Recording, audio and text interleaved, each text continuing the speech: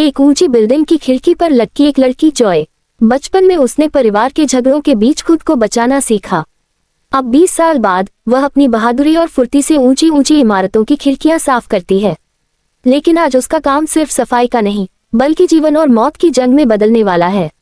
उसकी दुनिया पल भर में बदल जाती है जब एक खतरनाक षड्यंत्र उसकी आंखों के सामने खुलता है और उसे अपने भाई और खुद की जान बचाने के लिए अपने पुराने स्पेशल फोर्सेस कौशल को वापस लाना पड़ता है।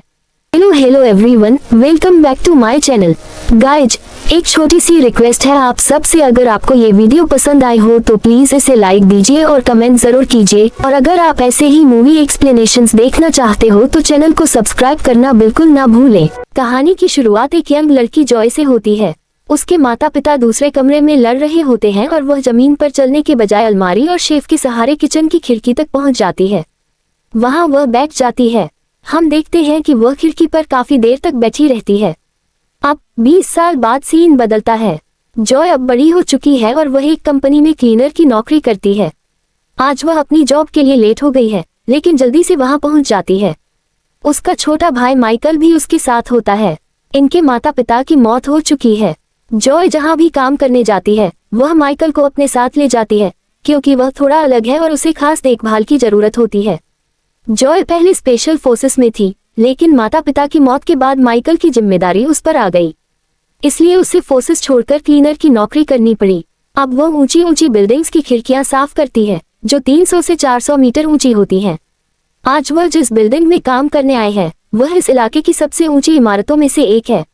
वह माइकल को रिसेप्शन पर बैठाकर टॉप फ्लोर पर जाती है, जहां बिल्डिंग का ऑपरेटिंग रूम होता है। वहां उसे पता चलता है कि वर्कर्स अपने काम को अच्छे से नहीं करते, जिससे उसे अपनी सुरक्षा खुद करनी होती है। वह एक लिफ्ट नुमा डेक के जरिए बिल्डिंग के बाहर खिड़कियां साफ करने लगती है। थोड़ी देर बाद उसका एक को वर्कर भी आ जाता है। ये डेक एक ट्रॉली की तरह होता है, जो ऊंची बिल्डिंग्स की बाहरी सफाई के लिए इस्तेमाल किया जाता है। अब कहानी में पहला ट्विस्ट आता है। इस बिल्डिंग में आज एक बड़ी प्राइवेट एनर्जी कंपनी का एनुअल इवेंट हो रहा है। ये कंपनी लंदन में कई सोर्स से एनर्जी जनरेट करती है। इधर जॉय अभी भी बिल्डिंग के बाहर लटकी हुई है। जब उसका कोवर्कर अपनी सफाई पूरी करके ऊपर चला जाता है, जॉय अकेली रह जाती है, लेकिन अपने सफाई के काम को करती रहती है। दूसरी तरफ एनर्जी कंपनी के सीईओ और फाउंडर्स, जो 2 भाई हैं, फंक्शन शुरू होने से पहले ही नशे में डूबे होते हैं। वही फंक्शन की तैयारियां जोर शोर से चल रही होती हैं। हॉल में परफ्यूम की कुछ बोतलें भी रखी हुई हैं, जो कहानी में आगे महत्वपूर्ण भूमिका निभाने वाली हैं। जॉय भी अपनी सफाई का काम पूरा कर लेती है और ऊपर जाना चाहती है। जब वह टेक्निकल स्टाफ को काम पूरा होने की खबर बताती है, तो वे उसे डेक से ऊपर जाने की सलाह देते हैं। जॉय उन पर भरोसा कर लेती है और डेक पर चढ़ जाती है। अब वह अपनी मैनुअल रोप खुद अलग कर देती है और डेक छत की तरफ बढ़ने लगता है। जॉय कितनी ऊंचाई पर है, इसका अंदाजा इस बात से लगाया जा सकता है कि जब उसके हाथ से पानी से भरा एक फोम नीचे गिरता है और वह किसी नीचे गुजरते व्यक्ति से टकराता है, तो उसकी हालत इतनी खराब हो जाती है कि उसे रेस्क्यू करना पड़ता है। इसी दौरान बिल्डिंग के अंदर कुछ लोग मास्क पहनकर आते हैं। देखने में लगता है कि यह कंपनी के लोग हैं, क्योंकि उनके मास्क पर कंपनी का लोगो बना हुआ है। ऐसा लगता है कि एडमिनिस्ट्रेशन ने उन्हें मास्क पहनने के लिए कहा होगा और लोग उन्हें इसी तरह वेलकम कर रहे हैं। लेकिन कुछ ही देर में माहौल पूरी तरह बदल जाता है। मास्क पहने लोग अचानक कंपनी के मेन ऑपरेटिंग सेंटर में मौजूद स्टाफ को मारकर वहां खुद ऑपरेट हो जाते हैं। उसी समय जॉय की लिफ्ट ऊपर जा रही होती है, लेकिन तभी एक डेड वर्कर का हाथ लगने से लिफ्ट बीच में ही रुक जाती है। अब वह एक बहुत ही खतरनाक जगह पर फंस गई है, ठीक उसी फ्लोर पर जहां कंपनी का फंक्शन चल रहा है। अब मास्क पहने लोगों ने ऑपरेटिंग रूम का पूरा कंट्रोल अपने हाथ में ले लिया है और जॉय, जो इतनी ऊंचाई पर फंसी हुई है, कुछ नहीं कर सकती, क्योंकि उसने अपनी सेफ्टी रोप पहले ही छोड़ दी थी। अब उसकी बदकिस्मती यह है कि वह बिल्डिंग की खिड़की से अंदर का पूरा नजारा देख सकती है, लेकिन कुछ कर नहीं सकती। मास्क पहने लोग अपने मुंह पर ऑक्सीजन सिलेंडर लगाते हैं और एक बटन दबाते हैं।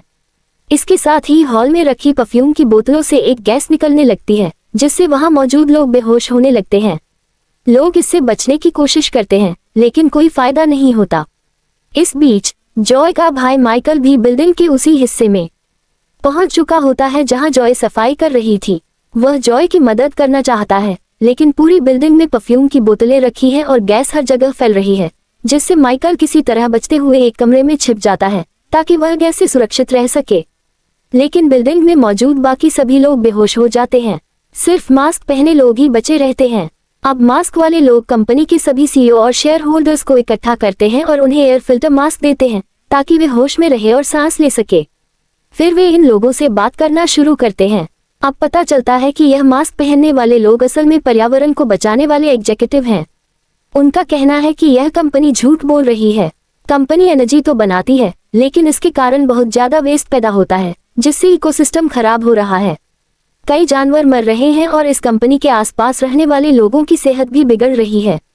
इसका मतलब साफ है कि यह मास्क पहने लोग लोगों को बंदी बनाकर इस कंपनी की सच्चाई दुनिया के सामने लाना चाहते हैं। लेकिन एक और चौंकाने वाली बात सामने आती है। इस कंपनी के 2 सीईओ, जो असल में 2 भाई हैं, केवल बिजनेसमैन ही नहीं बल्कि पार्लियामेंट के मेंबर भी हैं। ये सीईओ और शेयर होल्डर्स आसानी से लोगों को धोखा देकर इस टॉक्सिक कंपनी को चला रहे थे। मास्क पहने लोग इनसे चाहते हैं कि वे अपने अपने अकाउंट्स के पासवर्ड दें ताकि कंपनी से जुड़ी सारी सीक्रेट जानकारी आम जनता के साथ शेयर की जा सके। इसके अलावा वे इन सभी लोगों से कबूलनामे भी लेना चाहते हैं। अब तक तो उनकी मांगे सही लगती हैं, बस उनका तरीका गलत था। लेकिन अब कहानी में ट्विस्ट आता है। मास्क पहने लोगों ने सभी सीईओ और शेयर होल्डर्स को एक जगह बिठा दिया है। तभी उनकी टीम का एक आदमी, नोवा, अपने बॉस की मर्जी के खिलाफ जाकर कंपनी के 2 सीईओ में से एक को गोली मार देता है, जिससे सभी चौंक जाते हैं क्योंकि वे यहाँ सिर्फ सच उजागर करने आए थे। लेकिन अब यह मामला हत्या तक पहुँच चुका है। मैंने कहानी का पहला हिस्सा पंक्चुएट कर दिया है। ये बहुत लंबी कहानी है, इसलिए इसे छोटे हिस्सों में सही पंक्चुएशन और पठनीयता के लिए तोड़ना जरूरी है। आपको यह मूवी कैसी लगी कमेंट करके जरूर बताना। अगर वीडियो अच्छा लगा हो तो लाइक कर दीजिए और चैनल को सब्सक्राइब कर लीजिए। मिलते हैं किसी और वीडियो में किसी और मूवी के एक्सप्लेनेशन के साथ।